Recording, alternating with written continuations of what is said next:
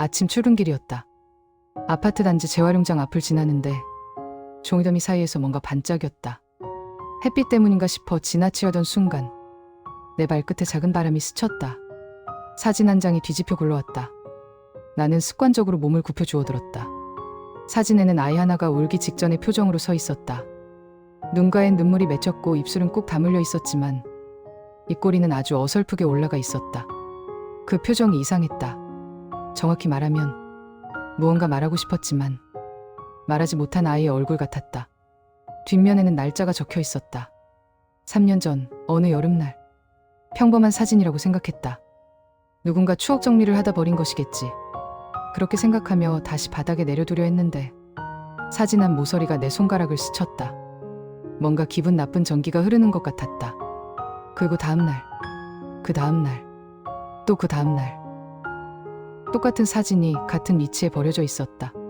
사진 속 아이의 표정도 찍힌 날짜도 크기도 전부 똑같았다. 흔들리지도 찢어진 부분도 없었다.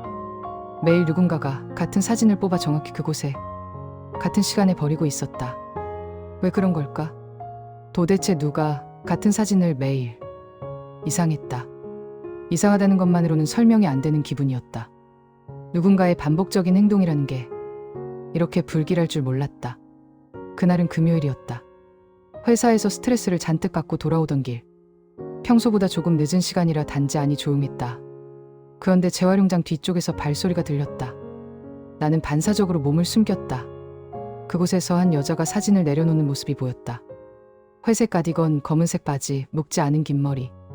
천천히 아주 조심스럽게 사진을 종이더미 위에 올려두었다. 마치 깨지기 쉬운 물건을 다루듯. 그 순간 그녀의 팔에서 은은하게 멍 자국이 보였다. 둥글게 퍼진 자국. 손목에도 희미하게 긁힌 상처가 있었다. 나는 순간적으로 가정폭력을 떠올렸다. 매일 같은 사진을 버리는 이유가 혹시? 그녀는 사진을 내려놓고 잠시 멈춰섰다. 사진을 바라보는 눈빛이 이상했다. 무섭다기보다 텅 비어 있었다. 사진을 버리고 사라져가는 뒷모습이 마치 뭔가를 포기한 사람처럼 보였다. 그녀가 사라지고 난 뒤 나는 사진을 집어들었다. 그리고 집까지 들고 왔다. 그날 밤 불 꺼진 방에서 사진을 다시 들여다보았다. 아이의 얼굴이 낯설지 않았다. 낯설지는 않지만 기억은 없었다. 왜 이렇게 찝찝하지? 잠을 이루기 어려웠다. 그녀의 눈빛과 사진 속 아이의 표정이 겹쳐지며 머릿속이 어지러웠다. 주말 내내 사진이 머리에서 떠나지 않았다. 그 다음 주가 되자 나는 매일 아침 재활용장 근처에 서 있었다. 그녀가 나타나길 기다리는 사람처럼. 그러던 어느 날 아침 재활용장에서 구부린 모습의 그녀를 보았다. 사진을 버리는 순간이었다. 그녀는 사진을 내려놓고 주위를 둘러보았다. 누군가 자신을 보고 있다고 느낀 듯 고개를 들고 주변을 훑었다. 내가 숨어있는 방향으로 눈이 스치자 심장이 덜컹했다. 나는 들키지 않으려고 뒤로 살짝 물러섰다. 그녀는 다시 고개를 숙이고 천천히 걸어 나갔다. 그녀가 떠난 뒤 나는 사진을 다시 가져왔다. 이번에는 사진 뒷면이 조금 젖어 있었다. 비도 오지 않았고 땅도 젖어 있지 않았는데 사진 뒷면만 젖어 있었다. 마치 누군가의 눈물이 떨어진 것처럼. 월요일 아침 회사로 가기 전 나는 사진을 유심히 살폈다. 사진 하단에 인쇄 날짜가 있었다. 당일 날짜. 그러니까 매일 사진을 새로 인쇄해 반복적으로 버린다는 뜻이었다. 왜? 무엇 때문에? 나는 더 이상 참을 수 없었다. 그녀가 사는 건물 방향을 대충 눈치챘고 퇴근 후 그 근처를 일부러 서성였다. 그녀는 매일 저녁 6시 10분쯤 단지 앞 작은 편의점에서 물을 샀다. 항상 같은 물, 항상 같은 시간. 표정은 없다시피 했다. 그녀가 걸어가는 뒷모습이 비정상적으로 기울어져 있었다. 갑자기 비틀거리며 벽에 손을 짚었다. 나는 순간적으로 뛰어가 그녀를 붙잡을 뻔했다. 그러나 그녀는 괜찮다는 듯 다시 걸었다. 그녀는 편의점에서 나와 단지 안으로 들어갔다. 그리고 예상과 달리 곧장 집으로 가지 않았다. 아무도 없는 단지 정원에 서서 1분 정도 하늘을 바라보다가 천천히 사라졌다. 나는 그녀를 따라가려고 했다. 하지만 뭔가 막연한 두려움이 발목을 잡았다. 그녀가 위험한 사람이라면? 내가 관여되면 안 되는 일이라면? 그럼에도 이상하게 그녀에게서 눈을 뗄 수 없었다.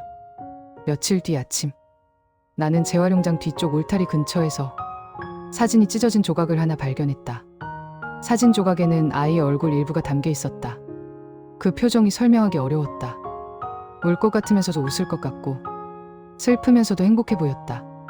아이의 얼굴이 나에게 말을 거는 것 같았다. 저기요. 저를 좀 기억해 주세요. 그런 말이 들리는 것처럼 이상했다. 나는 아이 얼굴을 본 적도 없는데 왜 이렇게 낯설지 않을까? 그리고 그때 어디선가 아이 우는 소리가 들렸다. 꽤 선명하게 바람이 불어오는 방향에서.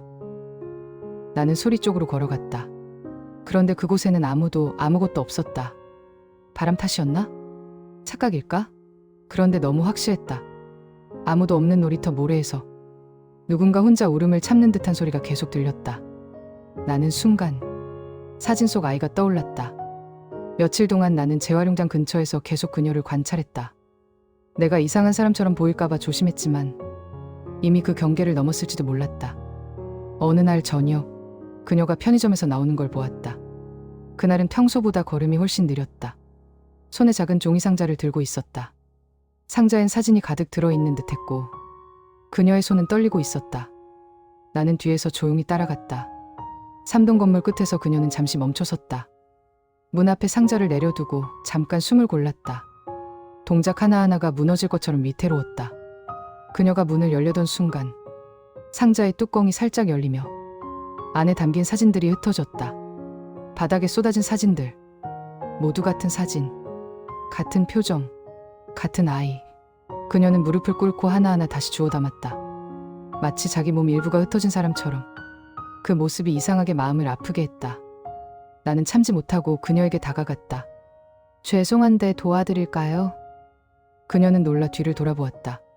그 순간 나는 그녀의 눈에서 무언가 깨진 조각 같은 것을 보았다. 자책, 절망, 그리고 두려움.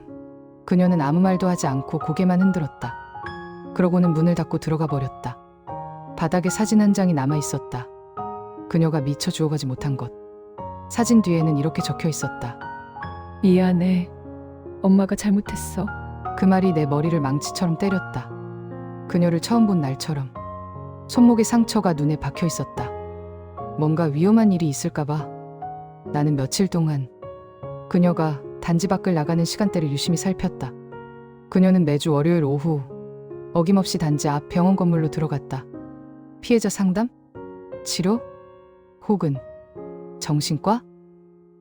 나는 멀찍이 서 그녀가 사라지는 병원 건물을 바라봤다. 그리고 스스로에게 물었다. 나는 지금 무엇을 하고 있는 걸까? 이게 정말 내가 해야 하는 일인가?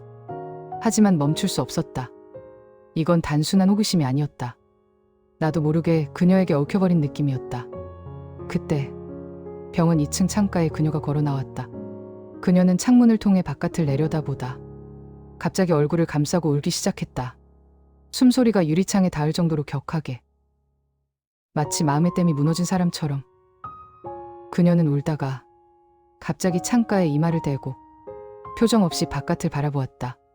그 시선 끝이 바로 나였다. 나는 움찔했다. 그녀는 너무 멀리 있어. 누군지 정확히 보지 못했을 테지만 그 순간만큼은 누군가 자신을 지켜보고 있다는 걸 느꼈을지도 몰랐다. 며칠 뒤 나는 마침내 그녀에게 다가갈 결심을 했다. 퇴근 시간, 단지 정원 벤치에 혼자 앉아있는 그녀를 발견했다. 손에는 사진 3장이 들려 있었다. 그 사진들 위로 햇빛이 비치며 사진 속 아이가 마치 살아 움직이는 것처럼 보였다. 나는 조심스럽게 다가갔다. 그녀는 내 발소리가 들렸는지 사진을 숨기려다 놓쳐버렸다. 사진이 바닥에 떨어지며 빛이 반사되었다. 그 순간 그녀가 말했다. 이 사진, 이 아이, 그날 제가 그녀의 목소리는 부서질 것 같았다. 혹시 무슨 일 있었던 건가요? 나는 조심스럽게 물었다. 그녀는 고개를 들었다. 눈이 붉게 충혈되어 있었다. 그리고 아주 작게 말했다. 아이가 하늘로 떠나기 직전 찍힌 사진이에요. 내 심장이 얼어붙었다. 그녀는 손으로 입을 가리고 천천히 눈물을 흘렸다. 그날 아이가 저를 보고 웃으려고 했어요. 울다가 그래서 그 순간을 찍었는데 손이 떨리고 있었다. 그게 아이의 마지막 표정이었어요. 내 온몸이 굳어버렸다. 사고가 났고 저는 너무 바빠서 잠깐, 정말 잠깐 눈을 뗐을 뿐인데 그녀는 말끝을 채우지 못했다. 하지만 나는 이미 이해해버렸다. 그녀는 3년째 매일 똑같은 사진을 인쇄해 버리고 있었다. 왜 매일 버리는 건가요? 그녀는 떨리는 목소리로 대답했다. 매일 하나씩, 하루에 한 번 그날의 죄책감을 버리는 거예요. 버리지 않으면 제가 견딜 수가 없어서. 그녀는 다시 울음을 터뜨렸다. 아이의 표정을 다시는 보고 싶지 않아서 그 웃음인지 울음인지 모를 그 표정을 버려야만 제가 숨을 쉴 수가 있어서. 그녀의 말이 가슴을 찢어놓았다.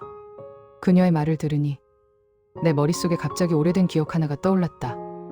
어릴 적 동네 놀이터, 울고 있던 아이, 나에게 손을 흔들며 말하던 아이. 저기요.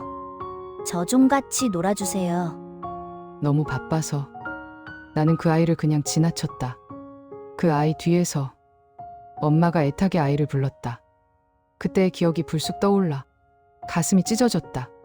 그 아이의 얼굴, 어렴풋한 표정, 그 사진 속 아이의 표정과 너무 닮아 있었다. 나는 그녀에게 조심스럽게 물었다. 아이의 이름이 뭐였나요? 그녀는 눈물 뒤로 작은 목소리로 말했다. 시우요. 그 이름이 내 가슴 어딘가를 깊게 파고들었다. 마치 오래 묻어둔 상처를 누가 갑자기 꺼내 비추는 것처럼. 나는 아무 말도 할 수 없었다. 그저 그녀 옆에 서서 조용히 시간을 흘려보냈다. 며칠 뒤 아침 출근길에 재활용장 근처를 지났다. 그런데 사진이 없었다. 그날도 다음 날도 또 그 다음 날도 사진은 단 한 장도 버려지지 않았다. 나는 이상하게 허전했다. 사진이 사라진 자리에서 바람만 스쳐 지나갔다. 일주일 뒤 전 벤치에 앉아있는 그녀를 보았다. 손에는 아무것도 들려있지 않았다. 나는 조심스럽게 다가갔다. 그녀는 나를 보고 아주 작게 웃었다. 이젠 버리지 않으려고요. 그녀의 목소리는 낮았지만 어디선가 힘이 느껴졌다. 시루도 이 표정을 싫어했을 것 같아서요. 매일 버리는 걸 보면 더 슬퍼했겠죠. 그녀는 작게 숨을 들이켰다. 이제 그날에서 조금은 나아가 보려고요. 나는 그 말을 듣고 아침 재활용장에 들렀다. 사진 대신 흙먼지가 묻은 작은 화분 하나가 놓여 있었다. 그리고 나는 그 옆에 작은 꽃 한 송이를 올려두었다. 이것이 누군가의 마음 한 조각을 함께 들어주는 일이라면 나는 그렇게라도 하고 싶었다. 사진 속 아이의 얼굴이 마지막으로 떠올랐다. 그 표정은 울음과 웃음이 함께 섞인 아주 작은 희망처럼 보였다. 그녀는 더 이상 사진을 버리지 않는다. 나는 더 이상 그 사진을 찾지 않는다. 어쩌면 그녀가 버려야 했던 건 사진이 아니라 그날의 갇힌 자책이었는지도 모르겠다. 그리고 이제 아침 출근길이 후련하고 마음이 따뜻했다. 어디선가 아이의 웃음소리가 들리는 것 같다. 그 울다 멈춘 웃음, 그 표정이 조금은 이해되는 것 같다.